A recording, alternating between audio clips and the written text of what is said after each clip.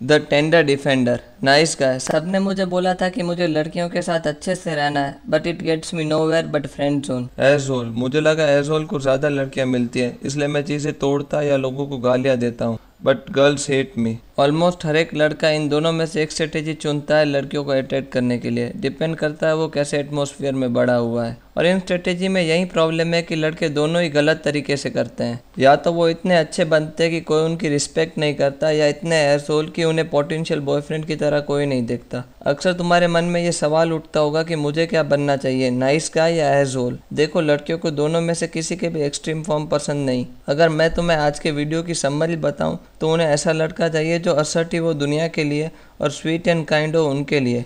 तुम्हें ये वियर्ड लगेगा, लेकिन अगर तुम इसे वुमेन के पर्सपेक्टिव से देखोगे तो ज़्यादा सेंस बनाएगा।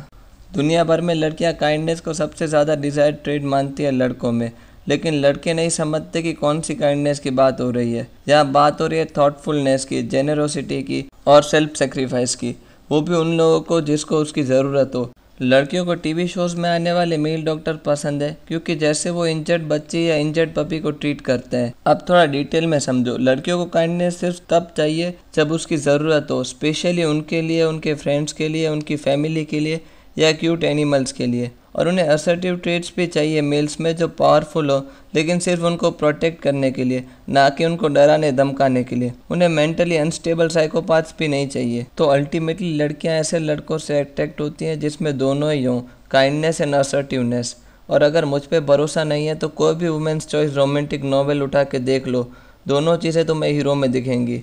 पहले हम इन दोनों चीज़ों को सेपरेटली समझेंगे, फिर तुम्हें बताऊंगा दोनों को साथ में कैसे लाना है। अग्रीएबलनेस, सभी सेक्सुअली रिप्रोड्यूसिंग स्पीसीज में मेल और फीमेल में कन्फ्लिक्ट होती है, और कई बार ये कन्फ्लिक्ट्स बहुत कॉस्टली साबित होती हैं। इसलिए फीमेल्स इवॉल्व हुई हैं ऐसा पार्टनर चुनने में जो कॉन्फ्लिक्ट ज़्यादा इफेक्टिवली सॉल्व कर सके। लड़कियों को पता होता है kinder men are less likely to conflict, क्योंकि वो अपने गुस्से पे कंट्रोल करते हैं और अफेयर्स के चांसेस भी कम है।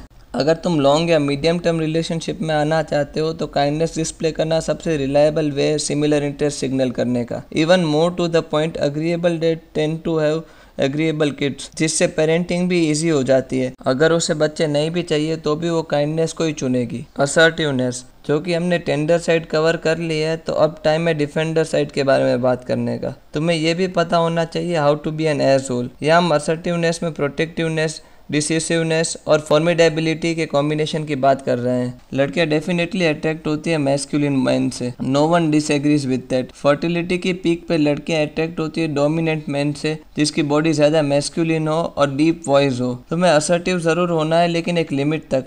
कुछ ऐसा मत कर देना जिससे वो इमेजिन करने लगे कि तुम्हारे बच्चे बुलिस या शिकारी तो नहीं बनेंगे। तुम्हें कोई भी बॉलीवुड हीरो की तरह बनना है, पनिश और न्यूट्रलाइज करना है बैड गाइस को। Combine and display tender defender trait.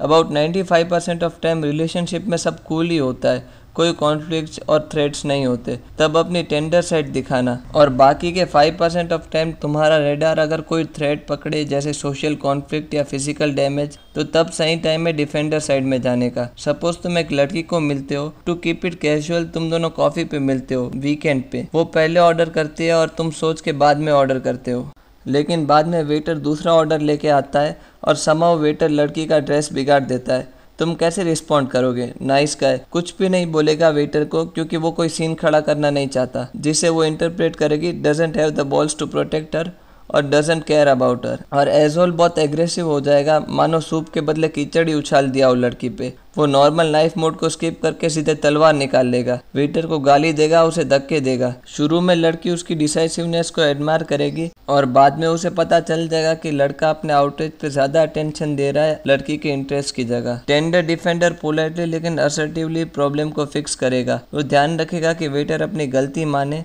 Problem solve करने के सॉल्यूशन बताएगा। क्या लड़की को पुराना ऑर्डर चाहिए? क्या लड़की चाहती है कि होटल उसकी ड्राई क्लीनिंग कॉस्ट कवर करे? उसे रीएश्योर करेगा कि शी स्टिल लुक्स गॉर्जियस। इन चीजों के बारे में पहले से ही सोच लेना चाहिए। Run some mental scenarios, how to respond with knife mode. तो आज के लिए इतना ही।